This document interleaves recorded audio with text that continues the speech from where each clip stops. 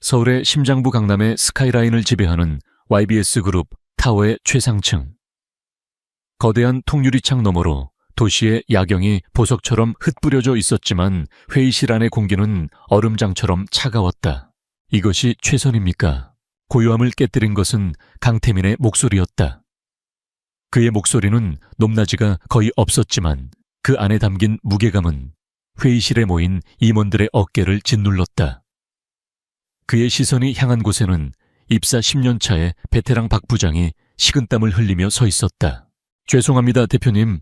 현재로서는 이 방안이 가장 리스크가 적다고 판단했습니다. 리스크가 적은 게 아니라 도전할 의지가 없는 거겠지. 태민은 자리에서 일어났다.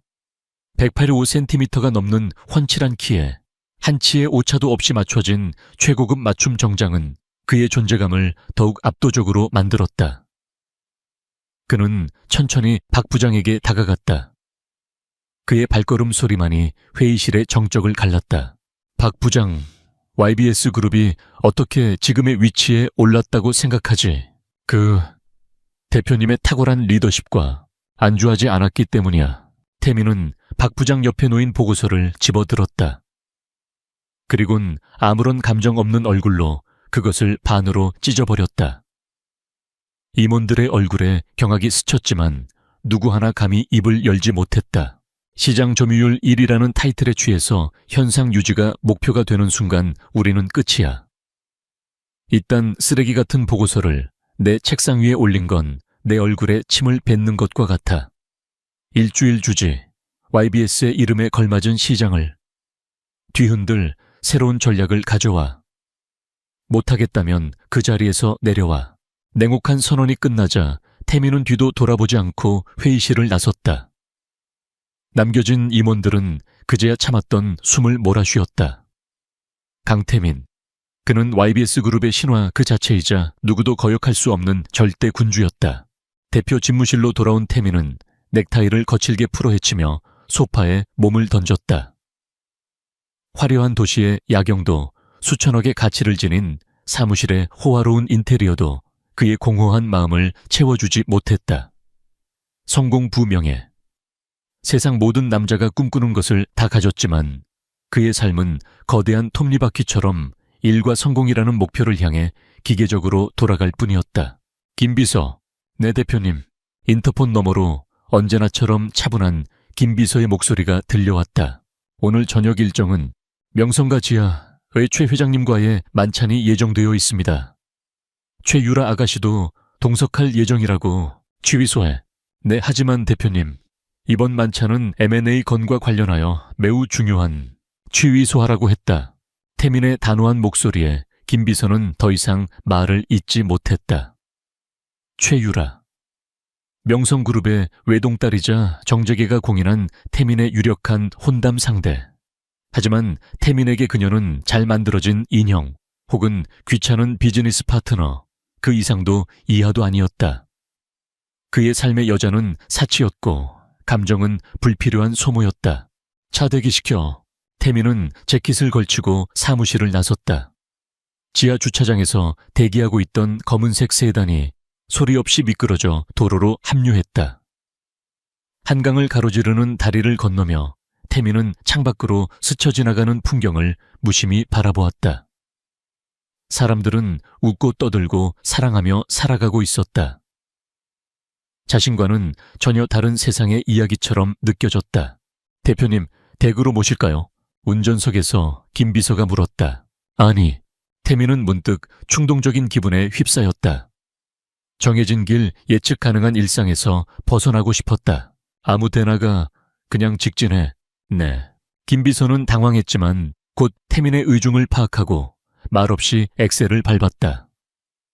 화려한 강남의 거리를 벗어나자 차창 밖 풍경은 점차 낯설어졌다. 높고 삐걱이는 건물들, 좁고 복잡한 골목길. 태민의 세계와는 전혀 다른 색과 냄새를 가진 공간이었다. 얼마나 달렸을까? 태민은 무심코 한 곳에 시선을 빼앗겼다. 오래된 상가 건물 1층 심야식당이라는 소박한 간판을 단 작은 가게였다. 환하게 새어나오는 주황색 불빛과 문틈으로 피어오르는 구수한 음식 냄새가 마치 자석처럼 그의 발길을 끌어당겼다. 세워. 차가 멈추자 태민은 망설임 없이 문을 열고 내렸다. 대표님, 어디 가십니까?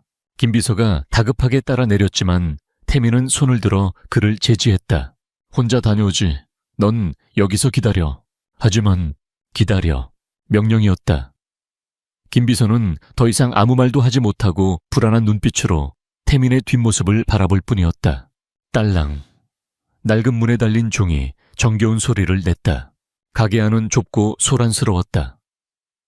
대여섯 개의 낡은 테이블은 이미 퇴근길에 셀러리맨 동네 주민들로 보이는 손님들로 가득 차 있었다.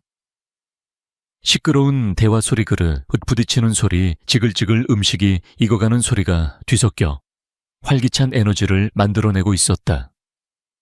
태민이 살아온 무균실 같은 세상과는 정반대의 풍경이었다. 그의 등장은 가게 안의 모든 소음을 순간적으로 멈추게 했다. 값비싼 정장과 압도적인 분위기는 소박한 식당과 어울리지 않는 이질적인 조합이었다. 모든 시선이 그에게 쏠렸지만 태민은 아랑곳하지 않고 빈 구석자리에 가서 앉았다. 어서 오세요. 그때 한 여자가 그에게 다가왔다. 무엇을 드릴까요? 태민은 고개를 들어 여자를 보았다. 그리고 그 순간 그의 세상이 멈췄다. 이서연. 그녀는 화려하게 아름답지 않았다. 여튼 화장기 없는 얼굴, 질끈 묶은 머리 낡았지만 깨끗한 유니폼. 하지만 그녀의 눈은 깊고 맑았다. 고단한 삶의 흔적이 엿보였지만 그 안에는 꺾이지 않은 단단한 심지가 담겨 있었다. 그녀는 그저 메뉴판을 내밀고 주문을 기다리고 있었지만 태민의 눈에는 그 어떤 예술 작품보다도 완벽하게 보였다. 그의 멈춰버린 톱니바퀴 같던 심장이 30년 만에 처음으로 쿵 하고 내려앉았다. 저기, 손님, 서연이 조심스럽게 그를 불렀다. 태민은 그제야 정신을 차렸다. 아무거나, 네, 이 집에서 가장 자신 있는 걸로. 서연은 잠시 의아한 표정을 지었지만 곧 희미하게 미소 지으며 고개를 끄덕였다. 알겠습니다. 따뜻한 돼지고기 김치찌개 괜찮으시겠어요? 여하. 서연이 돌아서 주방으로 향하는 뒷모습을 태민은 넋을 잃고 바라보았다. 그녀의 움직임은 군더더기 없이 간결했다. 다른 테이블에 주문을 받고 물을 가져다 주고 빈 그릇을 치우는 모든 행동이 물 흐르듯 자연스러웠다. 한 노부부가 반찬을 더 달라고 하자 그녀는 힘든 기색 하나 없이 환한 미소를 지으며 접시를 채워주었다. 그 미소는 상류층 여자들의 계산된 미소와는 질적으로 달랐다. 꾸밈 없고 진심에서 우러나오는 따뜻함이 있었다. 이성 논리 데이터. 태민의 삶을 지배하던 모든 것들이 그녀 앞에서 무력해졌다. 그는 이 감정의 정체를 분석하려 애썼다. 단순한 호기심인가? 아니면 낯선 환경이 주는 일시적인 착각인가 하지만 그의 머리는 답을 내놓지 못했다. 그저 심장이 미친 듯이 뛰며 외치고 있었다. 저 여자다. 저 여자를 놓치면 안 된다. 잠시 후 김이 모락모락 피어오르는 김치찌개가 그의 앞에 놓였다. 맛있게 드세요. 서연의 목소리는 그녀의 눈처럼 맑았다. 태민은 숟가락을 들었지만 음식의 맛을 거의 느끼지 못했다. 그의 모든 신경은 오직 그녀에게로 향해 있었다. 그녀가 다른 손님과 나누는 소소한 대화, 잠시 짬이 날 때, 카운터에 기대어 고단한 듯 한숨을 쉬는 모습, 다시 힘을 내어 일하는 모습까지. 그 모든 것이 슬로우 모션처럼 그의 망막에 새겨졌다. 그는 깨달았다. 자신이 지금껏 쌓아 올린 성공의 성이 얼마나 공허하고 무의미했는지를. 저 여자 한 사람의 진실된 미소가 그가 가진 모든 것보다 더 가치 있게 느껴졌다. 시간이 얼마나 흘렀을까.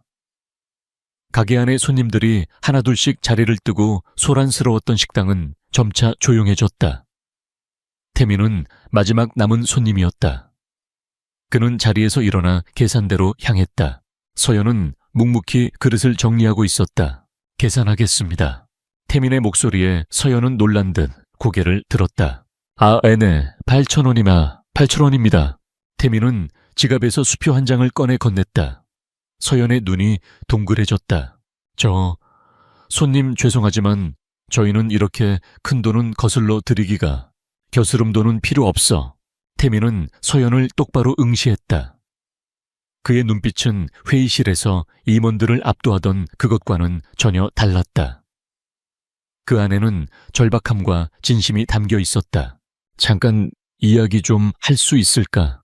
서연은 경계심 가득한 눈으로 그를 바라보았다. 처음 보는 남자, 비싼 옷차림 상식 밖의 행동. 모든 것이 의심스러웠다.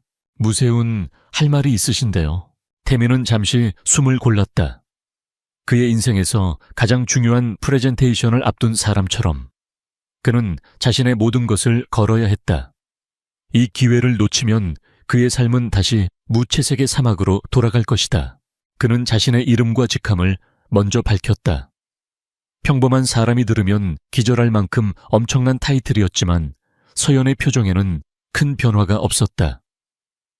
그녀는 YBS 그룹이 무엇을 하는 회사인지 강태민이라는 이름이 얼마나 대단한지 모르는 것 같았다. 그리고 그 사실이 태민을 더욱 안도하게 만들었다. 그는 마침내 그의 인생에서 가장 비논리적이고 가장 충동적이며 가장 진실된 말을 내뱉었다. 나와 결혼해 주십시오. 정적이 흘렀다. 서연의 손에 들려있던 행주가 바닥으로 툭 떨어졌다.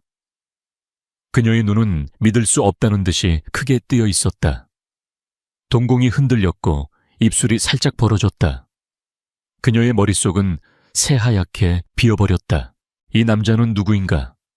지금 나에게 무슨 말을 한 것인가? 이건 몰래카메라인가 아니면 내가 너무 피곤해서 헛것을 듣고 있는 건가? 태민은 그녀의 충격과 혼란을 온전히 받으면서도 한치의 물러섬 없이 그녀를 바라보고 있었다. 그의 눈빛은 확고했다. 이것은 농담도 실수도 아니었다. 30년 동안 단 한 번도 움직인 적 없던 한 남자의 심장이 그녀를 향해 던진 전 생애를 건 고백이었다. 강태민이 떠난 후에도 이서연은 한동안 그 자리에 못 박힌 듯 서 있었다. 바닥에 떨어진 행주 아직 온기가 남아있는 그가 앉았던 의자, 그리고 그녀의 귓가에 메아리치는 믿을 수 없는 말. 나와 결혼해 주십시오. 세워연아 괜찮니? 왜 그렇게 넋을 놓고 있어? 주방에서 나온 식당 이모가 그녀의 어깨를 흔들자 서연은 그제야 화들짝 놀라며 정신을 차렸다. 아니요. 아무것도 아니에요, 이모.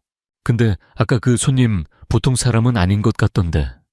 옷 입은 거부터 분위기까지 무슨 일 없었지? 네, 그냥 좀 이상한 사람이었어요. 서연은 애써 웃어 보이며 상황을 얼버무렸다. 그녀는 차마 방금 겪은 일을 입 밖으로 꺼낼 수 없었다. 이모가 들으면 미친 사람 취급을 할 게 뻔했다. 아니, 그녀 자신조차도 스스로가 미친 게 아닐까 의심스러웠다. 그녀는 떨리는 손으로 바닥에 떨어진 행주와 함께 그가 계산대에 놓고 간 것을 집어들었다. 차갑고 빳빳한 감촉의 명함이었다. YBS 그룹 대표이사 강태민. 이름과 직함이 간결한 검은색 고딕체로 새겨져 있었다. YBS 그룹. TV 뉴스에서나 들어봤을 법한 대한민국 경제를 움직이는 거대 기업의 이름이었다. 서연은 헛웃음이 나왔다. 이런 말도 안 되는 장난을 치기 위해 이렇게 정교한 명함까지 준비했단 말인가. 그날 밤 서연은 잠을 이룰 수 없었다. 그녀가 사는 곳은 도시의 화려함이 한 발짝 비껴간 낡은 동네의 옥탑방이었다. 좁은 방 안에는 그녀의 고단한 삶의 흔적들이 고스란히 배어 있었다. 한쪽 벽을 차지한 책장에는 낡은 전공서적과 각종 아르바이트 관련 서류들이 빽빽하게 꽂혀 있었다. 책상 위에는 병원에서 가져온 어머니의 진료 기록과 날짜가 붉은 글씨로 찍힌 독촉장들이 위태롭게 쌓여 있었다.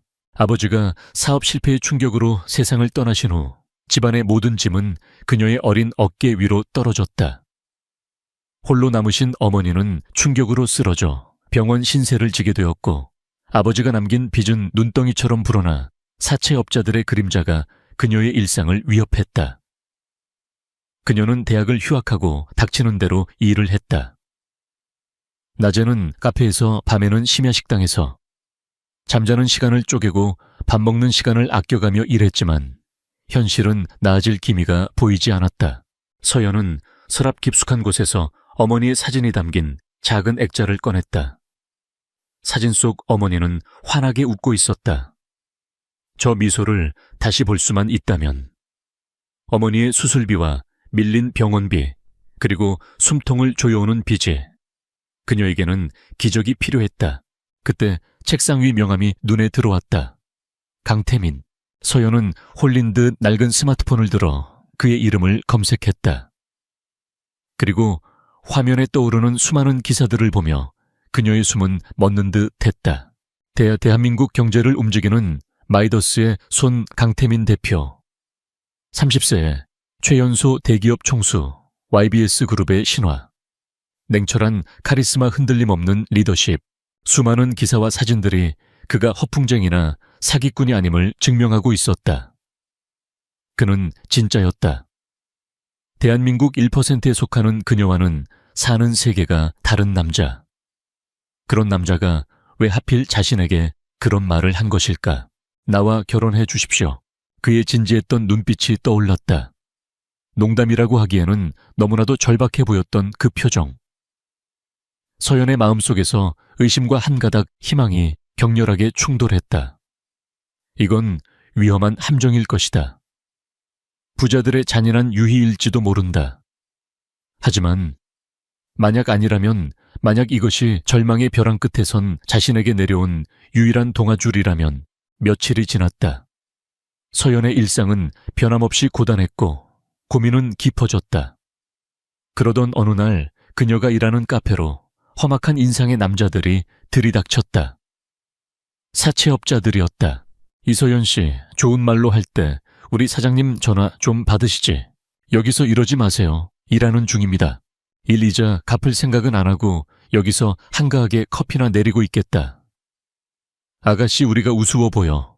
그들은 고래고래 소리를 지르며 가게 안의 손님들을 위협했다.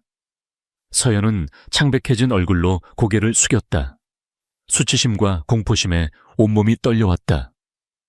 결국 그녀는 그날 카페에서 해고당했다. 옥탑방으로 돌아오는 길, 그녀의 발걸음은 청은망은 무거웠다.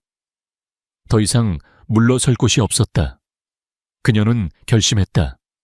지푸라기라도 잡아야 했다. 설령 그 끝이 더 깊은 나락일지라도.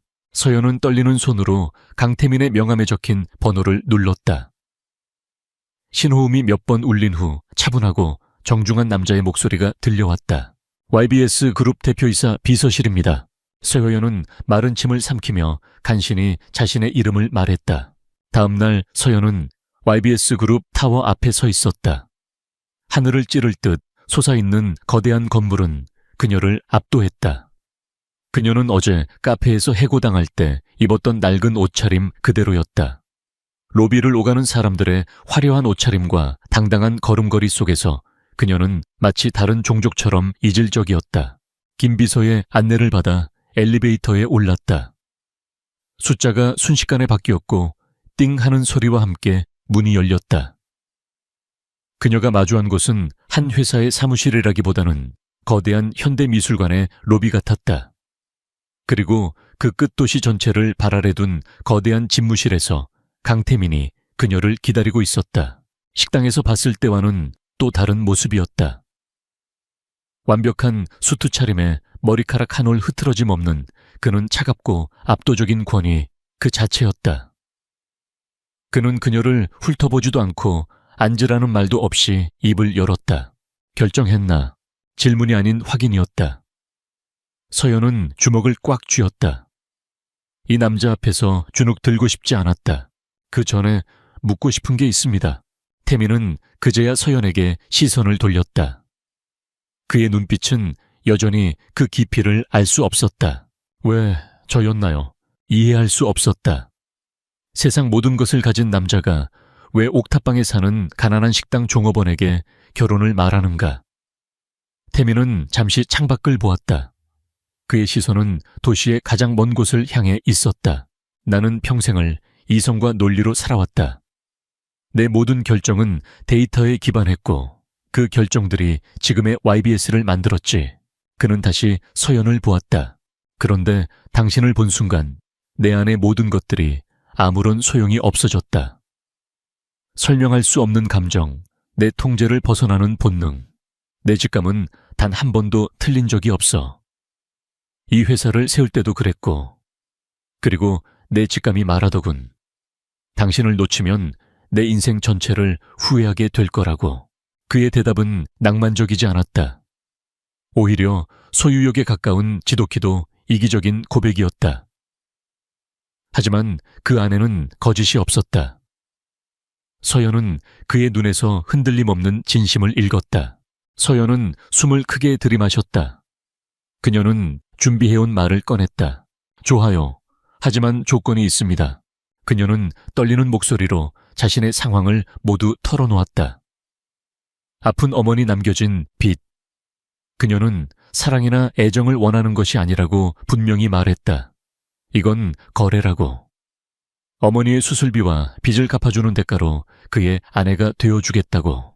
그녀의 말이 끝나자 태민은 1초에 망설임도 없이 대답했다. 그렇게 하지.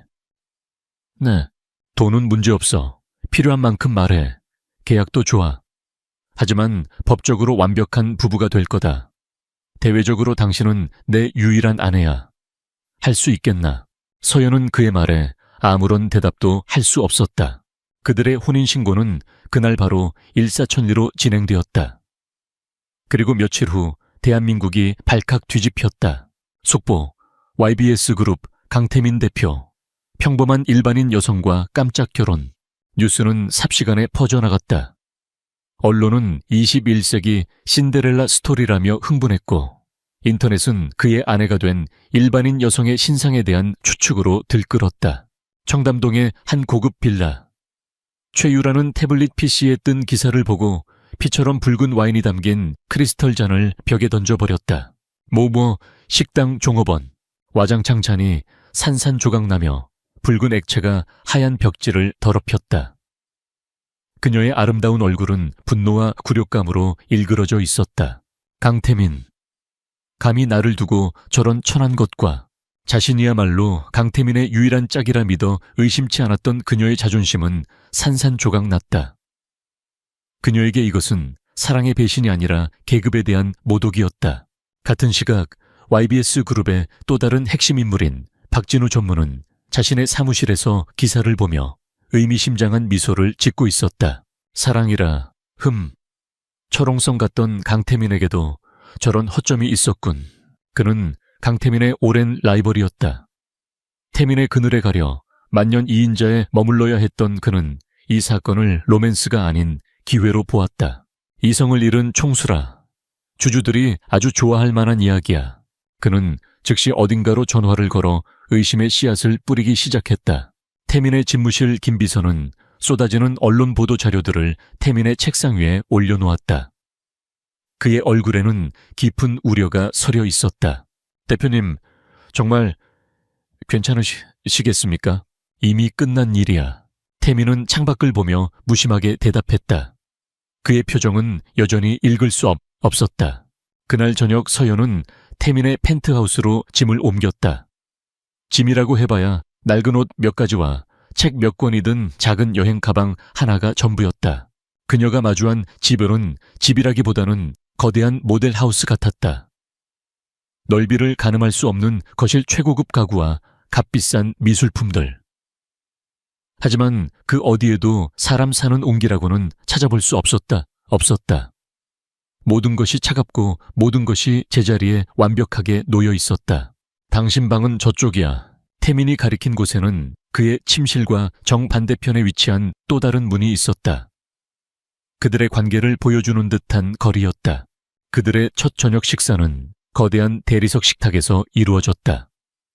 값비싼 음식들이 차려졌지만 두 사람 사이에는 숨막히는 침묵만이 흘렀다.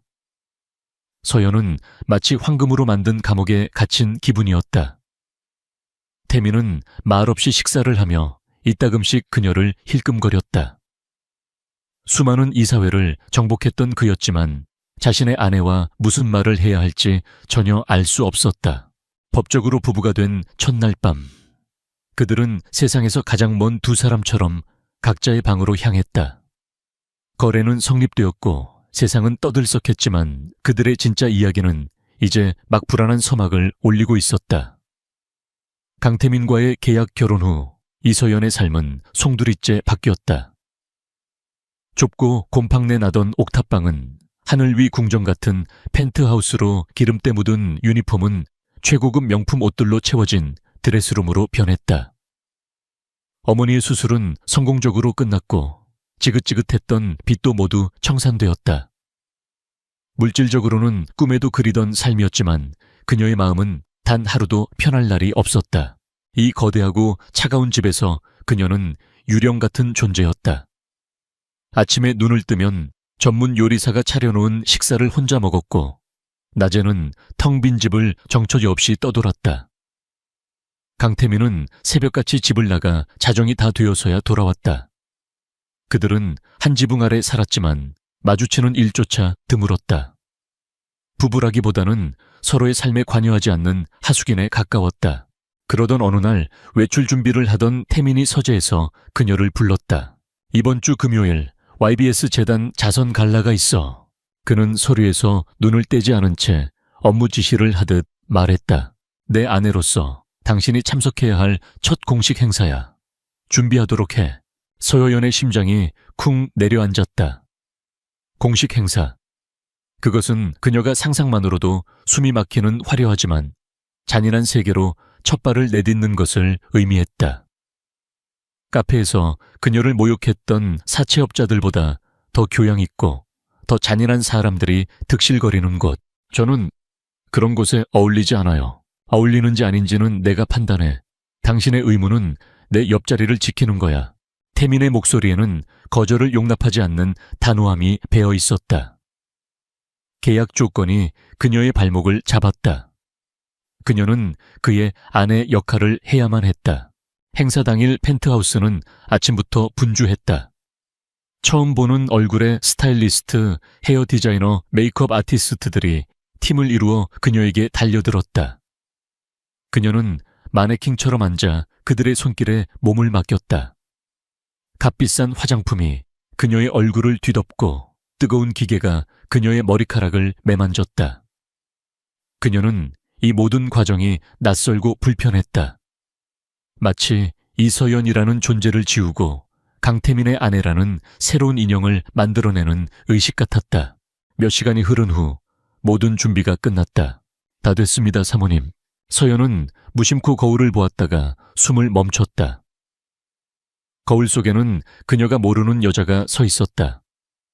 단정하게 빗어 올린 머리 보석처럼 빛나는 귀걸이, 그리고 그녀의 몸을 우아하게 감싸는 짙은 남색의 실크 드레스. 화려하지는 않았지만 기품 있고 고급스러웠다. 하지만 그 아름다운 모습은 어딘지 모르게 슬퍼 보였다. 그때 방문이 열리고 태민이 들어왔다. 그는 변신한 그녀의 모습을 보고 순간적으로 걸음을 멈췄다. 그의 무표정한 얼굴에 아주 미세한 균열이 일어나는 것을 서연은 놓치지 않았다. 그는 늘 그랬듯 감정을 드러내지 않았지만 그의 눈빛은 평소보다 깊고 강렬하게 그녀를 향해 있었다. 가자. 그가 내뱉은 말은 그것이 전부였다. 칭찬도 감탄도 없었지만 그 짧은 침묵 속에서 서연은 설명할 수 없는 미묘한 감정을 느꼈다. 갈라가 열리는 호텔 연회장은 그야말로 별들의 전쟁터였다. 입구부터 수많은 기자들이 진을 치고 있었고 그들이 도착하자 수십 개의 카메라 플래시가 한꺼번에 터졌다. 강태민 대표님, 갑작스러운 결혼에 대해 한 말씀 부탁드립니다. 사모님, 세간에 떠도는 신데렐라 스토리에 대해 어떻게 생각하십니까? 쏟아지는 질문과 불빛에 서연은 저도 모르게 몸을 움츠렸다. 그때 태민의 커다란 손이 그녀의 허리를 단단히 감싸 안았다. 그는 그녀를 자신의 품으로 끌어당겨 보호하며 기자들을 향해 얼음장 같은 시선을 보냈다. 그 어떤 말보다도 강력한 경고였다. 그의 단단한 팔과 서늘한 천이 느껴지는 순간 서연은 혼란 속에서 이상한 안정감을 느꼈다. 이건 역시 계약의 일부일까? 아니면 연 회장 안으로 들어서자 그들을 향한 수백 개의 눈동자가 느껴졌다. 노골적인 호기심, 날카로운 질투, 서늘한 경멸. 공기 중에 떠다니는 감정들이 그녀의 피부를 찔렀다. 그녀는 마치 발가벗겨진 채 현미경 아래 놓인 곤충이 된 기분이었다. 태민 씨 와주셨군요. 재계의 거물들이 태민에게 다가와 인사를 건넸다. 태민은 비즈니스맨의 가면을 쓰고 그들과 잠시 대화를 나누었다. 서연은 그의 옆에서 어색한 미소를 지으며 서 있을 뿐이었다. 잠시 실례하지. 태민이 중요한 투자자와 이야기를 나누기 위해 잠시 자리를 비운 순간 기다렸다는 듯이 한 무리의 여자들이 그녀에게 다가왔다. 그리고 그 중심에는 최유라가 있었다. 어머, 강 대표님의 새로운 아내 되시는 분 맞으시죠? 이서연 씨라고 했나요? 최유라는 뱀처럼 교활하고 달콤한 미소를 지으며 그녀에게 아는 체를 했다. 그녀의 눈은 웃고 있었지만 그 안에는 날카로운 칼날이 숨겨져 있었다. 만나서 반가워요. 전 최유라라고 해요. 태민 오빠와는 어릴 때부터 아주 가깝게 지낸 사이랍니다. 태민 오빠라는 호칭에 힘을 주어 말하며 그녀는 자신과 태민의 특별한 관계를 은근히 과시했다. 서연은 그저 가볍게 고개를 숙여 인사했다. 드레스가 참 단아하시네요. 혹시 어느 브랜드인지 여쭤봐도 될까요? 처음 보는 디자인이라서요. 유라의 친구 중 한 명이 콧방귀를 뀌며 말했다. 서연이 입은 드레스가 유명 브랜드가 아닐 것이라며 비꼬는 명백한 조롱이었다. 태민 오빠가 원래 취향이 독특하긴 하죠. 저희는 다들 깜짝 놀랐잖아요. 워낙 예측 불가능한 분이라 숨겨진 매력이라도 있으신가 봐요. 최여유라는 서연의 머리부터 발끝까지 훑어보며 말했다. 숨겨진 매력이라는 말은 겉으로 보기에는 아무런 매력도 없다는 뜻이었다. 서연은 입술을 깨물었다. 이곳은 정글이었다. 말이라는 칼로 서로를 상처 입히는 잔인한 곳. 그녀가 반격하지 못하고 침묵하자 그들의 공격은 더욱 노골적으로 변했다. 여머나, 유라의 친구 중 하나가 들고 있던 레드 와인잔을 일부러 기울여 서연의 드레스 위로 쏟아버렸다. 짙은 남색 드레스가 붉은 와인에 젖어 흉하게 얼룩졌다. 어떻게, 정말 미안해요. 이런 파티는 처음이라 긴장했나 봐요. 괜찮아요. 가증스러운 사과였다. 그녀의 눈에는 미안함 대신 통쾌함이 가득했다.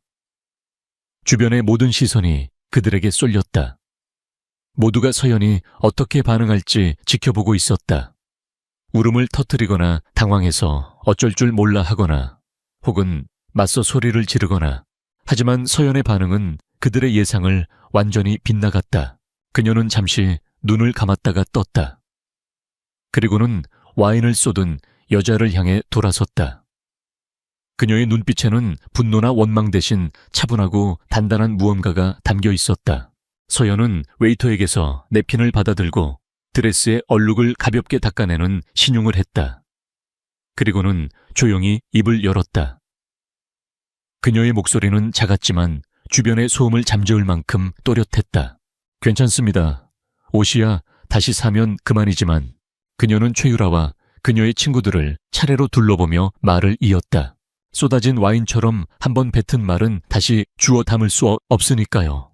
그 순간 주변의 공기가 얼어붙었다. 직접적인 비난은 한마디도 없었지만 그 어떤 욕설보다도 날카롭게 그들의 무례함을 찔렀다. 자신들은 교양 있는 상류층이라 여기며 서연을 깔보던 여자들의 얼굴이 불그락푸르락 달아올랐다. 최유라는 예상치 못한 방역에 잠시 말을 잃었고 그녀의 얼굴은 분노로 흉하게 일그러졌다. 멀리서 이 모든 광경을 지켜보고 있던 몇몇 재계 인사들의 눈빛이 흥미롭게 변했다. 그들은 강태민의 새 아내가 그저 운 좋은 신데렐라인 줄로만 알았는데 생각보다 강단 있는 인물이라는 것을 깨달았다. 바로 그때 태민이 돌아왔다.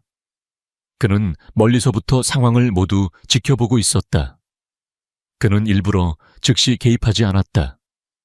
그녀가 이 상황을 어떻게 헤쳐나가는지 보고 싶었다. 그리고 그는 자신의 아내가 생각보다 훨씬 강한 여자라는 사실에 내심 감탄했다. 어쩌면 자부심 비슷한 감정이었을지도 모른다. 태민은 성큼성큼 다가와 자연스럽게 서연의 허리를 감싸 안았다. 그의 행동은 이 여자는 내 사람이다라고 온 세상에 선포하는 것과 같았다. 그는 최유라를 향해 불이라도 얼려버릴 듯한 차가운 시선을 보냈다. 유라야, 내 아내에게 작은 사고가 있었던 모양이구나. 고의는 아니었으리라 믿는다. 그의 목소리는 지극히 평온했지만 그 안에 담긴 서늘한 경고를 최유라가 모를 리 없었다. 그녀는 억지 미소를 지으며 한 발짝 물러섰다. 하지만 그녀의 눈은 복수를 다짐하고 있었다. 이 모든 상황을 흥미롭게 지켜보던 박진우 전무는 슬그머니 나이든 이사들에게 다가가 말을 걸었다. 보셨습니까? 공식적인 첫 행사부터 부인을 둘러싼 잡음이 끊이질 않는군요. 대표님의 표정도 어딘가 평소와는 다르시지 않습니까? 너무 감정적이신 것 같습니다. 저 결혼이 대표님의 냉철한 판단력을 흐리게 만드는 것 같아 심히 우려스럽습니다. 그는 교묘하게 사실을 비틀어 서연의 존재가 태민의 리더십에 흠집을 내고 있다는 인상을 심어주었다. 집으로 돌아오는 차 안. 두 사람 사이에는 무거운 침묵이 흘렀다. 하지만 이전의 어색한 침묵과는 다른 미묘하게 충전된 긴장감이 감돌았다. 펜트하우스에 도착해 각자의 방으로 향하려던 순간 태민이 그녀를 멈춰 세웠다. 오늘 잘했어. 그것은 그가 그녀에게 건넨 첫 칭찬이었다. 서연은 놀라 그를 돌아보았다. 태민은 그녀에게 다가와 드레스의 와인 얼룩을 향해 손을 뻗었다. 그의 손가락이 얼룩을 스치며 그녀의 옆구리에 가볍게 닿았다. 아주 짧은 순간이었지만 서연은 온몸에 전기가 흐르는 듯한 강렬한 스파크를 느꼈다. 태민 자신도 놀란 듯 급히 손을 거두었다. 그는 자신이 왜 이런 행동을 했는지 알 수 없었다. 그저 누군가 그녀를 공격하는 것을 본 순간 끓어오르는 보호 본능을 느꼈을 뿐이다. 단순한 호기심과 본능으로 시작했던 이 계약이 이제 그의 감정을 뒤흔들기 시작했다. 두 사람은 복도에 선 채 한동안 아무 말도 하지 못했다. 그들 사이에 흐르는 어색하면서도 새로운 긴장감 속에서 상류 사회의 전쟁은 이제 막 시작되었고 두 사람의 관계 또한 새로운 국면을 맞이하고 있었다. 자선 갈래에서 있었던 일은 두 사람의 관계에 미묘한 파장을 일으켰다. 강태민과 이서연은 여전히 말이 없었고 각자의 공간을 존중했다. 하지만 이전처럼 서로를 투명인간 취급하는 대신 그들의 시선은 이제 종종 허공에서 마주쳤다. 어색하게 시선을 피하기 바빴던 눈맞춤은 이제 서로를 조심스럽게 탐색하는 짧은 순간들로 변해갔다. 가장 큰 변화는 강태민에게서 시작되었다. 그는 집에 머무는 시간이 눈에 띄게 늘어났다.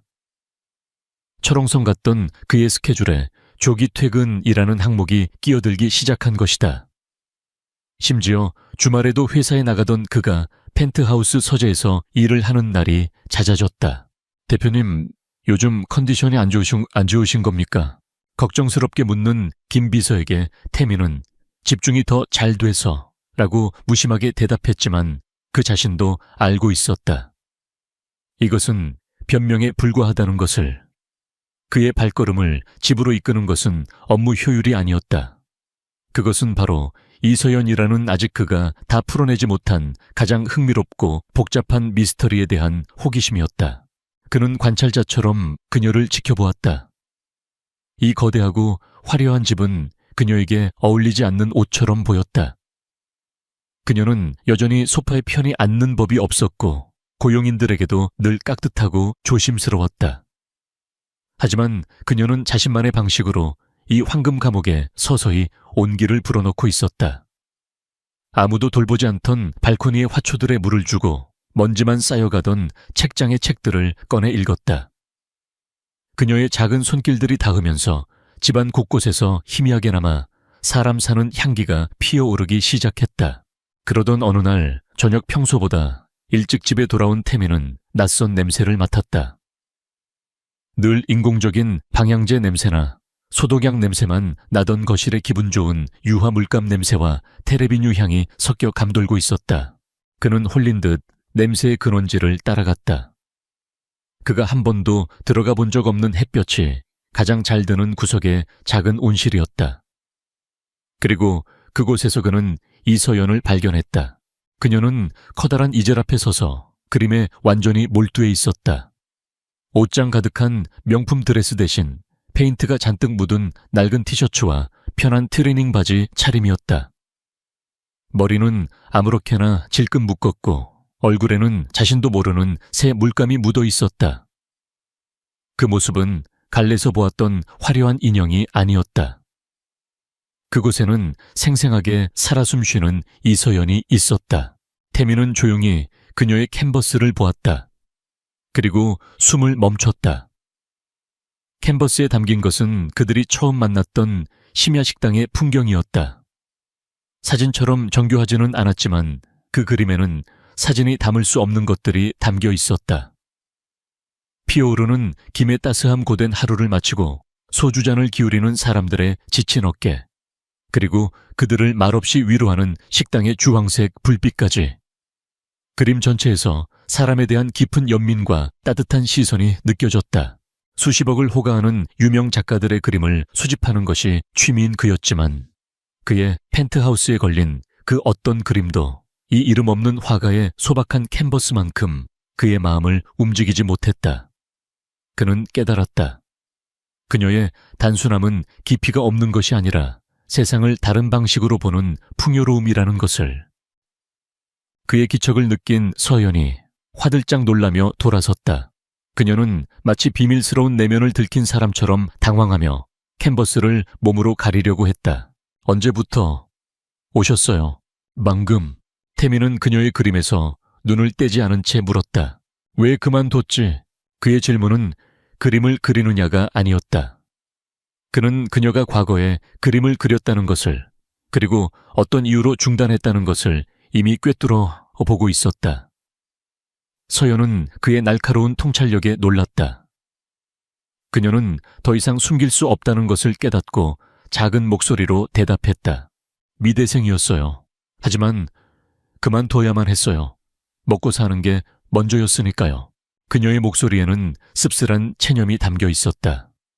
태민은 아무 말도 하지 않았다. 하지만 그 침묵은 그 어떤 위로보다도 깊게 그녀의 마음에 와닿았다. 그날 이후 두 사람 사이에 보이지 않는 벽이 아주 조금 허물어졌다. 태민은 서재에서 일하는 척하며 온실에서 그림을 그리는 그녀의 모습을 훔쳐보곤 했다. 붓을 든 그녀의 모습은 그가 지금껏 본 그 어떤 모습보다 자유롭고 행복해 보였다. 어느 날 밤 태민은 주방에서 무언가 부산스럽게 움직이는 서연을 발견했다.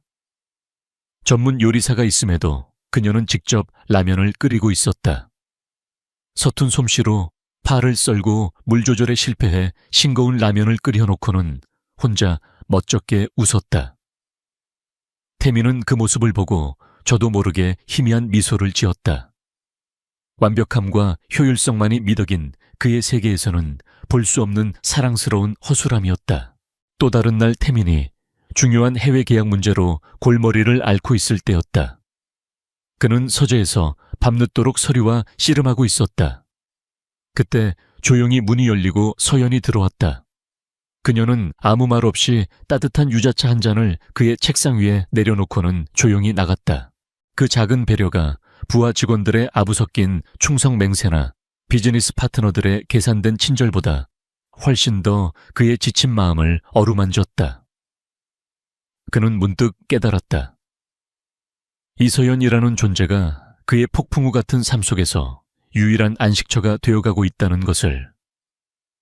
계약으로 시작된 관계였지만 그의 감정은 이제 본능과 소유욕을 넘어 존중과 연민, 그리고 애정이라는 이름으로 변해가고 있었다. 하지만 그들이 조심스럽게 서로에게 다가가는 동안 검고 추악한 음모가 그들의 발밑에서 조용히 독버섯처럼 자라나고 있었다. 박진우 전무는 자신의 사무실에서 사설 흥신소 직원이 건넨 서류 봉투를 받아들고 만족스러운 미소를 지었다. 수고했어. 갈래서의 소동이 생각보다 큰 파장을 일으키지 못하자 그는 더러운 방법을 쓰기로 결심했다. 그는 사람을 시켜 이서연의 뒷조사를 했던 것이다. 서류에는 서연의 모든 과거가 담겨 있었다. 아버지의 사업 부도와 그로 인한 자살, 어머니의 투병 생활, 그리고 그녀를 옥죄던 끔찍한 사체 빚까지. 이거야, 바로 이거라고. 박진우의 눈이 탐욕으로 번득였다. 그는 이 비극적인 사실들을 교묘하게 비틀어 서연을 돈을 노리고 의도적으로 강태민에게 접근한 비운의 꽃뱀으로 만들 계획을 세웠다. 그리고 감상에 젖어 이성적인 판단력을 상실한 CEO라는 프레임을 씌워 강태민을 끌어내릴 생각이었다. 그는 즉시 그와 결탁한 타블로이드 신문사의 한 기자에게 연락했다. 어두운 지하 주차장에서 그는 두툼한 돈 봉투와 함께 서연의 정보가 담긴 서류를 기자에게 건넸다. 최대한 자극적으로써 비극적인 과거를 무기로 남자를 유혹한 여자, 그리고 그런 여자에게 빠져 회사를 위기에 빠뜨릴 수 있는 불안한 총수, YBS의 근간을 흔들어 버리라고. 기자는 비열한 미소를 지으며 고개를 끄덕였다. 그 시각 펜트하우스 발코니. 태민과 서연은 나란히 서서 서울의 야경을 내려다보고 있었다. 도시의 불빛이 그들의 얼굴을 부드럽게 비추었다. 며칠 사이 부쩍 편안해진 분위기 속에서 서연은 용기를 내어 자신의 가장 깊은 상처를 꺼내 보였다. 사실 대표님을 만나기 며칠 전에 사채업자들이 제가 일하던 카페까지 찾아왔었어요. 그녀는 수치심에 고개를 숙이며 말했다. 그 사람들 때문에 일자리도 잃고 정말 막막했어요. 그래서 대표님의 제안을 받아들였던 거예요. 돈 때문에. 그녀는 태민이 자신을 경멸할 것이라 생각했다. 결국 자신은 돈 때문에 결혼을 선택한 속물적인 여자에 불과하니까. 하지만 태민의 반응은 그녀의 예상을 완전히 벗어났다. 그의 얼굴에서 미소가 사라지고 순식간에 냉랭한 분노가 서렸다. 경멸이 아닌 다른 무언가를 향한 살기 어린 분노였다. 그놈들이 누군지 말해. 그의 목소리는 낮고 차가웠지만 그 안에는 그녀를 향한 판단이 아닌 그녀를 괴롭힌 자들을 향한 적의가 가득했다. 그는 그녀를 속물로 보는 것이 아니라 지켜주지 못했던 피해자로 보고 있었다. 서연은 고개를 들어 그를 보았다. 그녀의 인생에서 누군가 그녀를 비난하는 대신 그녀의 편에 서서 분노해 준 것은 처음이었다. 그 순간 그녀의 얼어붙었던 마음속에서 아주 작고 연약한 신뢰의 싹이 움텄다. 그녀는 차갑고 무서운 CEO에 가면 뒤에 숨겨진 외롭고 상처받은 한 남자의 진짜 모습을 조금이나마 엿본 것 같았다. 다가올 폭풍을 알지 못한 채 두 사람 사이에는 위태롭지만 소중한 신뢰가 조용히 쌓여가고 있었다. 그리고 그 신뢰는 박진우가 계획한 거대한 스캔들에 의해 곧 가장 혹독한 시험대에 오를 운명이었다. 고요한 신뢰가 싹트던 펜트하우스에 폭풍이 몰아친 것은 어느 평온한 아침이었다. YBS 강태민 대표의 신데렐라 계산된 덫이 었나 이서연 씨의 비극적 과거 전격 공개. 자극적인 헤드라인이 달린 타블로이드 기사가 온라인 포털을 뒤덮었다. 기사는 박진우가 건넨 자료를 바탕으로 교묘하게 날조되어 있었다. 아버지의 사업 실패와 극단적인 선택, 눈덩이처럼 불어난 사채, 그리고 절망적인 상황에 놓인 그녀가 외로운 CEO를 유혹해 인생 역전을 꾀했다는 악의적인 시나리오였다.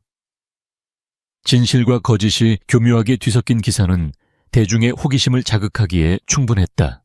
파장은 즉각적이었다. YBS 그룹의 주가는 개장과 동시에 흔들리기 시작했고 회사 홍보실은 빗발치는 문의 전화에 마비 상태가 되었다. 이사회는 발칵 뒤집혔고 투자자들의 우려가 쏟아졌다. 강태민이라는 이름에 드리워진 완벽함이라는 신화에 처음으로 균열이 가는 순간이었다. 서연은 거실에 놓인 태블릿 PC로 그 기사를 보았다. 화면 속 글자들이 비수처럼 날아와 그녀의 심장을 꿰뚫었다. 그녀의 가장 아프고 숨기고 싶었던 과거가 온 세상의 조롱거리로 까발려졌다. 끔찍한 수치심과 함께 자신이 강태민의 인생에 돌이킬 수 없는 오점을 남겼다는 죄책감이 그녀를 덮쳤다. 그녀는 비명을 지르며 방으로 달려가 문을 잠갔다. 세상의 모든 빛과 소리로부터 자신을 격리하고 싶었다. 그날 저녁 태민은 싸늘하게 식은 집안 공기 속에서 모든 상황을 파악했다. 김 비서의 보고를 듣는 그의 얼굴은 감정을 읽을 수 없었지만 평소보다 더욱 차갑게 가라앉아 있었다. 그는 분노하고 있었다. 하지만 그 분노는 서연을 향한 것이 아니었다. 그는 아내를 방패 삼아 자신의 심장을 노린 비겁한 공격자에 대한 사리에 가까운 분노를 느끼고 있었다. 이건 단순한 가십이 아니야. 날 겨냥한 선전포고지. 그는 즉시 이 공격의 배후를 직감했다. 그는 서연이 잠근 방문 앞으로 다가갔다. 그리고 문을 두드리는 대신 낮지만 단호한 목소리로 말했다. 이서연. 방 안에서는 아무런 대답이 없었다. 그는 다시 한번 말했다. 이건 당신 잘못이 아니야. 나를 향한 공격이다. 문 열어. 우리는 도망치지 않아. 그의 목소리에는 질책이 아닌 함께 싸우자는 동지의식이 담겨 있었다. 너와 나가 아닌 우리라는 단어가 굳게 닫힌 문틈을 파고들어 서연의 상처 입은 마음에 가 닿았다. 한참의 침묵 끝에 작은 소리와 함께 문이 열렸다. 눈물로 엉망이 된 얼굴의 서연이 서 있었다. 그날 밤 태민의 서재는 전쟁 지휘본부로 변했다. 이 기사를 쓴 기자를 찾아 최근 한 달간의 모든 통화 기록 계좌 내역을 전부 뒤져 박진우 전무의 그림자까지 샅샅이 밟아 어제 아침으로 뭘 먹었는지까지 알아내. 태민의 눈빛은 한겨울의 칼날처럼 서늘했다. 연애 스캔들에 흔들리던 감상적인 남자는 온데간데 없고 적의 목을 노리는 냉혹한 승부사 YBS의 절대 군주 강태민이 돌아와 있었다. 그의 모습에 김 비서는 오히려 안도감을 느끼며 충성을 맹세했다. 왕이 드디어 전쟁을 준비하고 있었다. 대표님, 박 전무가 꾸민 짓이라는 증거를 잡아도 이사회 여론을 뒤집기는 쉽지 않을 겁니다. 이번 스캔들로 대표님의 리더십에 대한 신뢰도에 타격이 큽니다. 알아. 그래서 증거만으로는 부족해. 판을 뒤엎을 결정적인 한 방이 필요해. 다음 날 아침 헬쑥하지만 어딘가 결연한 표정의 서연이 태민의 서재를 찾았다. 재호도 돕고 싶어요. 태민은 서류에서 눈을 떼지 않고 대답했다. 당신이 할 일은 안전하게 있는 거야. 더 이상 상처받게 할 순 없어. 아니요. 당신이 모르는 게 있어요. 서연은 단호하게 말했다. 이 집에서 저는 보이지 않는 사람이에요. 고용인들은 제 앞에서 아무렇지 않게 떠들죠. 어쩌면 제가 당신의 눈과 귀가 될 수 있을지도 몰라요. 태민은 그제야 서연을 제대로 쳐다보았다. 그녀의 눈은 더 이상 슬픔이나 두려움에 젖어 있지 않았다. 그 안에는 강한 의지가 담겨 있었다. 그는 잠시 생각에 잠겼다가 고개를 끄덕였다. 그의 체스판에 누구도 예상치 못한 새로운 말이 등장한 순간이었다. 며칠 후 김 비서가 중요한 정보를 가져왔다. 박진우가 최근 중립적인 입장을 보이던 몇몇 이사들을 비밀리에 만나고 있다는 사실이었다. 그들을 설득해 다음 이사회에서 태민의 해임안을 상정하려는 속셈이었다. 이강훈 이사님, 이분만 우리 쪽으로 돌아서게 만들면 판세를 바꿀 수 있습니다. 하지만 워낙 신중한 분이라 직접 접촉하기가 쉽습니다. 그때 서연이 조용히 입을 열었다. 이강훈 이사님, 부인께서 미술관 VVIP라고 들었어요. 동양화 컬렉터로 유명하시다고 모두의 시선이 그녀에게 쏠렸다. 그녀는 온실에 놓인 자신의 그림, 도구들을 떠올리며 말을 이었다. 제가 그분을 만나볼게요. 강태민의 아내로서가 아니라 그림을 좋아하는 사람으로서요. 작전은 완벽한 위장 속에서 실행되었다. 서연은 태민이 골라준 명품 드레스 대신 수수하지만 단정한 원피스 차림으로 이강훈 이사 부인이 자주 찾는 한적한 갤러리를 찾았다. 그녀는 그곳에서 일부러 화려한 보석이나 유명 작가의 작품이 아닌 신진 작가의 작은 동양화 작품 앞에 오래도록 서 있었다. 그림의 조예가 깊으신가 봐요, 젊은 분이. 예상대로 이강훈 이사의 부인이 먼저 그녀에게 말을 걸어왔다. 그녀는 서연을 그저 그림을 좋아하는 부잣집 아가씨쯤으로 생각하는 듯했다. 아닙니다. 그냥 이 그림을 보니 마음이 편안해져서요. 두 사람은 자연스럽게 그림에 대한 이야기를 나누기 시작했다. 서연은 미대생 시절의 지식을 뽐내지 않았다.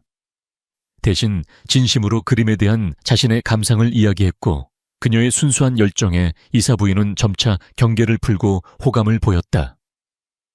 소문으로 듣던 돈만 밝히는 천박한 여자와는 전혀 다른 모습이었기 때문이다. 대화가 무르익을 무렵 서연은 마치 순진한 질문을 하듯 결정적인 미끼를 던졌다. 그런데 사모님 혹시 YBS 그룹이 대한전자랑 새로 사업을 시작하나요? 대한전자 아니 그럴 리가. 우리는 경쟁사잖니. 아, 제가 뭘 잘 몰라서요. 얼마 전에 저희 집 청소하시는 분이 박진우 전무님이 대한전자 쪽 사람이랑 호텔에서 심각하게 이야기하는 걸 봤다고 하시길래요. 중요한 사업 이야기인 줄 알았죠. 서연은 천진한 얼굴로 웃으며 말했다. 하지만 그 말을 듣는 이사 부인의 얼굴은 순간적으로 굳어졌다. 대한민국 최고의 기업 YBS의 전무가 가장 치열한 경쟁사의 인수합병팀 임원과 비밀리에 만난다. 이것은 단순한 만남이 아니라 기업의 기밀을 유출하거나 더 나아가 적대적 M&A를 모의하는 심각한 배임 행위일 수 있었다. 혹시 그 호텔이 어딘지 아니? 이사 부인의 목소리가 낮게 가라앉았다. 서연은 보이지 않는 사람으로서 들었던 모든 정보를 정확하게 전달했다. 그날 저녁 이강훈 이사는 아내에게서 모든 이야기를 전해 듣고 즉시 강태민에게 비밀리에 연락을 취했다. 박진우의 스캔들 조작보다 훨씬 더 위험한 회사에 존망이 걸린 문제를 직감했기 때문이다.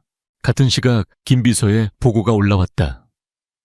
박진우의 차명 계좌에서 타블로이드 기자에게 거액이 송금된 내역을 확보했다는 내용이었다. 태민의 손에 2개의 강력한 무기가 쥐어졌다. 하나는 박진우의 비열한 여론 조작에 대한 물증, 다른 하나는 그의 반역 행위에 대한 결정적인 증언이었다. 태민은 서재에서 모든 증거들을 내려다보았다. 그리고 그의 시선은 온실에서 조용히 스케치를 하고 있는 서연에게로 향했다. 그는 그녀를 자신의 세상에서 보호해야 할 연약한 존재라고만 생각했다. 하지만 그녀는 자신만의 방식으로 그 누구도 예상치 못한 방법으로 적의 심장에 비수를 꽂았다. 그녀는 보호해야 할 책임이 아니라 함께 싸우는 파트너였다. 그의 체스판에서 누구도 예측할 수 없는 행보로 판을 뒤흔드는 그의 유일한 퀸이었다. 태민의 입가에 차가운 미소가 걸렸다. 덫은 놓아졌고 사냥감은 스스로 덫으로 걸어 들어오고 있었다. 다음 주에 열릴 이사회는 더 이상 그를 심판하는 자리가 아닐 것이다. 그가 박진우라는 배신자를 직접 처단하는 잔혹한 사냥터가 될 터였다. YBS 그룹 타워의 최상층 이사회 회의실. 평소라면 도시의 정형을 한눈에 담는 이 공간은 오늘따라 창밖의 햇살마저 차단한 채 무겁고 긴장된 공기로 가득 차 있었다. 강태민 대표이사의 해임안을 논의하기 위해 소집된 임시이사회. 그 중심에는 승리를 예감한 듯 의기양양한 표정에 박진우 전무가 앉아 있었다. 그의 옆자리에는 오늘 이 자리에 참고인 자격으로 참석한 최유라가 얼음처럼 차가운 얼굴로 앉아 있었다. 반대편 상석에는 강태민이 앉아 있었다. 그는 평소와 다름없는 무표정한 얼굴이었지만 그를 오랫동안 봐온 이사들은 그의 고요함 속에 폭풍이 숨겨져 있음을 직감했다. 그의 바로 뒷자리 평소라면 김 비서가 앉아 있어야 할 곳에 오늘은 이서연이 조용히 앉아 있었다. 그녀의 존재는 많은 이사들의 의아함을 자아냈지만 누구도 감히 그 이유를 묻지 못했다. 그녀는 더 이상 숨거나 도망치지 않았다. 오늘 그녀는 이 전쟁의 가장 중요한 증인이자 승리의 열쇠였다. 그럼 임시이사회를 시작하겠습니다. 의장의 개회 선언과 함께 박진우가 자리에서 일어났다. 그는 준비해온 프레젠테이션 파일을 스크린에 띄웠다. 첫 화면에는 강태민과 이서연의 결혼 기사가 대문짝만하게 실려 있었다. 존경하는 이사님들, 제가 오늘 이 자리를 요청한 이유는 단 하나입니다. 바로 YBS 그룹의 미래를 위해서입니다. 그는 비장한 목소리로 연설을 시작했다. 강태민 대표는 의심할 여지 없이 우리 그룹을 지금의 위치에 올려놓은 장본인입니다. 그의 냉철한 판단력과 카리스마는 모두가 인정하는 바입니다. 하지만 과거형입니다. 최근 강 대표가 보여준 행보는 우리 모두를 깊은 우려에 빠뜨렸습니다. 그는 스크린을 가리켰다. 화면이 바뀌며 서연의 과거 자료들이 나타났다. 사채빚 독촉장, 그녀가 일했던 식당과 카페의 사진들, 그리고 그녀 아버지의 비극적인 죽음을 암시하는 기사 스크랩까지. 강 대표는 정체불명의 한 여자에게 빠져 회사의 이미지를 실추시키고 주주들의 신뢰를 잃었습니다. 이 여성 이서연 씨는 보시다시피 불우한 과거를 무기 삼아 의도적으로 강 대표에게 접근했습니다. 그리고 강 대표는 이런 명백한 사실을 외면한 채 사적인 감정에 휘둘려 회사를 위기에 빠뜨리고 있습니다. 이것이 과연 우리가 믿고 따르던 강태민 대표의 모습입니까? 박진우는 이사들을 향해 호소하듯 외쳤다. 몇몇 이사들의 눈빛이 흔들렸다. 그의 논리는 교묘했고 그가 제시한 증거들은 자극적이었다. 서연은 자신을 향해 쏟아지는 경멸적인 시선들을 묵묵히 받아냈다. 그녀는 주먹을 꽉 쥐었다. 두려워서가 아니었다. 곧 시작될 방역을 기다리는 전사의 심정이었다.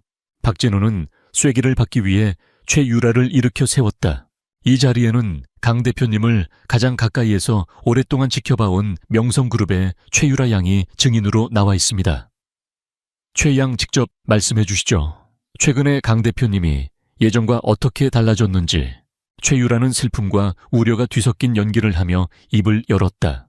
태민 오빠는 예전 같지 않아요. 늘 이성적이고 냉철했던 분이 저 여자를 만난 이후로 자주 감정적인 모습을 보였어요. 회사 일보다는 개인적인 감정을 우선시하는 것 같아 저 역시 너무나 안타깝고 걱정스러웠습니다. 완벽한 시나리오였다. 박진우는 만족스러운 미소를 지으며 마지막 일격을 가했다. 이 모든 것은 강태민 대표가 더 이상 YBS를 이끌 수장으로서의 자격이 없음을 증명합니다. 부디 현명한 판단을 내려주시길 바랍니다. 그가 자리에 앉자 회의실은 술렁거렸다. 분위기는 완전히 박진우에게 넘어간 듯 보였다. 그때 모든 소음을 잠재우며 강태민이 자리에서 일어났다. 그는 박진우를 보지 않았다. 그의 시선은 회의실에 모인 모든 이사들을 한 명 한 명 천천히 훑었다. 박 전무의 연설 아주 감동적이군요. 마치 YBS의 미래를 누구보다 걱정하는 충신처럼 보입니다. 그의 목소리는 나른하기까지 했다. 하지만 그 여유로움이 오히려 박진우를 불안하게 만들었다. 하지만 몇 가지 사실 관계를 바로잡아야 할 것 같습니다. 김비서, 태민의 말이 끝나자마자 회의실의 대형 스크린이 바뀌었다. 화면에 나타난 것은 박진우의 차명 계좌 거래 내역이었다. 특정 날짜의 타블로이드 신문사 기자에게 거액이 송금된 기록이 선명하게 찍혀 있었다. 박 전무, 당신이 내 아내의 사생활을 불법적으로 뒷조사하고 그것을 언론에 팔아넘긴 대가로 받은 돈이 꽤 짭짤했던 모양이군. 박진우의 얼굴이 새하얗게 질렸다. 무슨 소리야. 저건 조작된 거야. 조작. 태민의 입가에 비웃음이 걸렸다. 화면이 다시 바뀌었다. 이번에는 박진우와 그 기자가 지하 주차장에서 만나 돈 봉투를 건네는 장면이 찍힌 CCTV 영상이 재생되었다. 소리는 없었지만 그 영상 하나만으로 모든 것이 설명되었다. 제요, 영상도 조작인가? 박 전무, 당신은 나를 공격하기 위해 내 아내의 가장 아픈 상처를 온 세상에 까발리는 쓰레기 같은 짓을 했어. 이사들의 눈빛이 경악으로 변했다. 동정표를 얻으려던 박진우의 전략이 오히려 그의 비열함만 증명하는 꼴이 되었다. 하지만 태민의 공격은 여기서 끝나지 않았다. 물론 이걸로 당신을 해고할 수는 있겠지. 하지만 난 당신을 단순히 해고할 생각이 없어. 당신이 저지른 짓에 대한 대가를 치르게 해줘야지. 무세운 헛소리야. 박진우가 버럭 소리를 질렀다. 이강훈 이사님. 태민이 이강훈 이사를 향해 고개를 돌렸다. 최근 아내 되시는 분께 흥미로운 이야기를 들으셨다고 하던데요. 이강훈 이사는 무거운 표정으로 자리에서 일어났다. 박진우 전무, 자네 얼마 전 강남의 한 호텔 일식당에서 대한전자 인수합병팀의 황 이사를 만난 적 있나? 박진우의 동공이 지진이라도 난 듯 흔들렸다. 그는 그 만남을 극비리에 붙였다. 어떻게 그 사실이 단순한 친목 모임이었을 뿐입니다. 친목 모임에서 우리 회사에 차세대 반도체 기술 기밀 자료를 넘겨주었나? 태민의 목소리가 회의실 전체를 얼어붙게 만들었다. 화면에는 박진우가 황 이사에게 서류 봉투를 건네는 모습이 찍힌 사진이 떠 있었다. 그 사진은 바로 이강훈 이사가 태민의 연락을 받고 사람을 붙여 확보한 결정적인 증거였다. 이건 모함이야 증거도 없는 증거. 태민은 코웃음을 쳤다. 그리고 그는 자신의 뒤에 앉아있던 서연을 향해 손짓했다. 모두의 시선이 그녀에게 쏠렸다. 서연은 떨렸지만 두렵지는 않았다. 그녀는 자리에서 일어나 이사들을 향해 고개를 숙였다. 그리고는 또렷하고 차분한 목소리로 말했다. 그날 박진우 전무님과 황 이사님이 나누는 대화를 우연히 듣게 되었습니다. 그녀는 그들이 앉았던 자리 나누었던 대화의 핵심 내용을 정확하게 증언했다. 성공보수, 지분 약속, 적대적 M&A. 그녀의 기억력은 사진처럼 정확했다.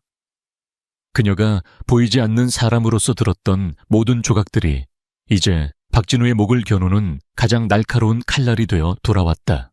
개오진 말, 저 여자가 뭘 안다고 저 여자가 하는 말을 어떻게 믿습니까? 박진우는 최후의 발악을 했다. 그는 최유라를 향해 다급한 눈빛을 보냈다. 하지만 최유라는 이미 자신의 운명을 직감한 듯 핏기 없는 얼굴로 고개를 숙이고 있었다. 그녀의 아버지가 운영하는 명성그룹 역시 이번 M&A 시도에 깊숙이 관여되어 있다는 사실이 드러날 경우 자신 또한 무사하지 못할 터였다. 당신은 끝났어, 박진우. 태민이 차갑게 선언했다. 당신은 단순히 나를 끌어내리려 한 게 아니야. 당신의 탐욕을 위해 수만 명의 직원과 그 가족들의 삶이 걸린 이 회사를 통째로 팔아넘기려 했어. 이건 해고로 끝날 문제가 아니야. 명백한 배임 행위이자 산업 스파이 행위다. 태민은 김 비서에게 눈짓했다. 회의실 문이 열리고 법무팀 직원들과 함께 경찰들이 들이닥쳤다. 박진우 씨 배임 및 산업기술보호법 위반 혐의로 긴급 체포합니다. 박진우는 저항했지만 차가운 수갑이 그의 손목에 채워졌다.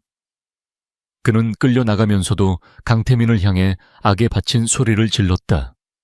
강태민, 너도 무사하지 못할 거야. 내가 다 불어버릴 테다. 그의 마지막 발악은 공허한 메아리가 되어 사라졌다. 회의실은 물을 끼얹은 듯 조용해졌다. 모든 이사들은 충격과 경악 속에서 다시 왕좌를 굳건히 지켜낸 젊은 왕을 경외의 눈빛으로 바라보고 있었다. 태민은 마지막으로 최유라에게 시선을 돌렸다. 초유의 유라씨, 당신 아버님께는 내가 직접 연락하지. 명성그룹이 이번 일에 얼마나 깊이 관여했는지, 그리고 그 대가를 어떻게 치르게 될지는 당신 아버지의 선택에 달렸다고 전해주시오. 그것은 자비가 아닌 마지막 경고였다. 최유라는 아무 말도 하지 못하고 수치심과 공포에 떨며 도망치듯 회의실을 빠져나갔다. 모든 폭풍이 지나갔다. 강태민은 자신의 자리를 완벽하게 지켜냈다. 아니, 이전보다 훨씬 더 강력하고 흔들림 없는 위치에 서게 되었다. 그는 조용히 자신의 뒤에 서 있는 서연을 돌아보았다. 그녀는 여전히 그 자리에 서서 그를 바라보고 있었다. 그녀의 눈에는 더 이상 두려움이나 불안이 없었다. 대신 깊은 신뢰와 안도감이 담겨 있었다. 태민은 그녀를 향해 손을 내밀었다. 서연은 잠시 망설이다가 그의 손을 잡았다. 그의 크고 따뜻한 손이 그녀의 작고 차가운 손을 단단히 감쌌다. 이사들이 모두 지켜보는 앞에서 그는 그녀의 손을 잡고 당당하게 회의실을 나섰다. 이것은 그들의 완벽한 승리 선언이었다.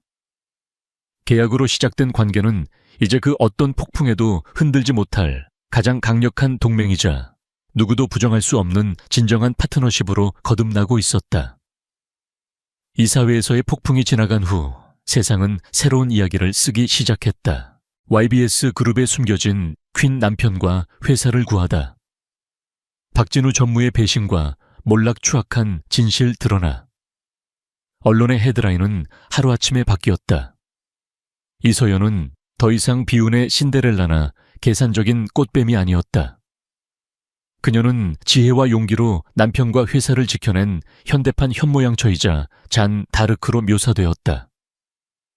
대중은 언제나 극적인 드라마를 사랑했고 이제 그녀는 동정과 조롱의 대상에서 선망과 응원의 대상으로 완벽하게 변신해 있었다.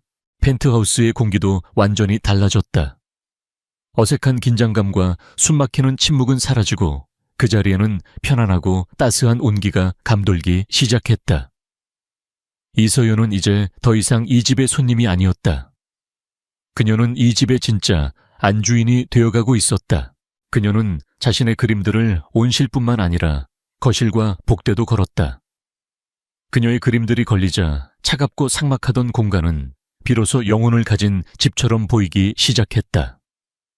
그녀는 가끔 직접 주방에 들어가 서툰 솜씨로 요리를 했다.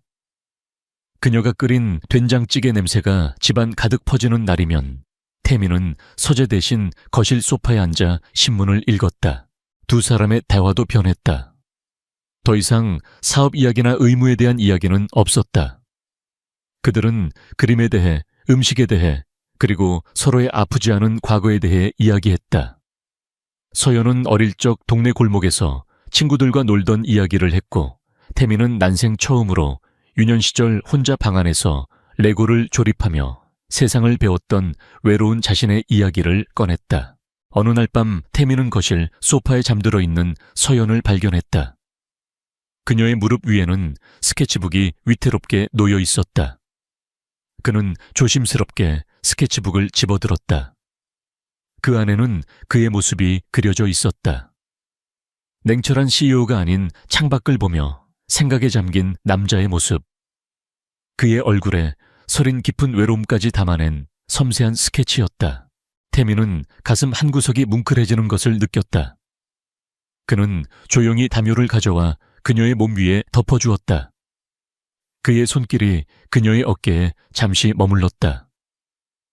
계약으로 묶인 아내가 아닌 사랑하는 여자를 향한 따뜻하고 조심스러운 손길이었다. 그들의 관계는 이제 마지막 관문만을 남겨두고 있었다. 이 모든 것의 시작이었던 그들의 계약을 마주하는 것. 며칠 후 태미는 서연을 한 곳으로 데려갔다. 그들이 처음 만났던 심야 식당이었다. 가게는 예전 모습 그대로였지만 그들은 이제 완전히 다른 사람이 되어 있었다.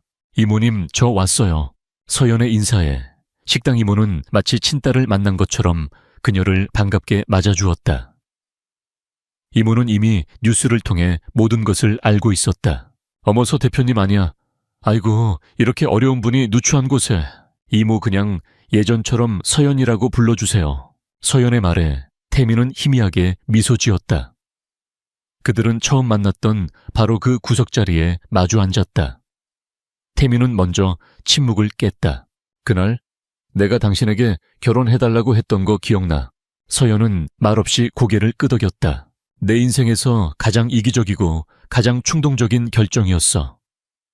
왜 그랬는지 나도 몰랐어. 그냥 당신을 놓치면 안 된다는 생각뿐이었지. 나는 그걸 본능이라고 문제를 가장 직선적인 방법으로 해결하려는 내 습관이라고 생각했어. 그는 서연의 눈을 깊이 들여다보며 말을 이었다. 하지만 틀렸어. 그건 충동이 아니었어.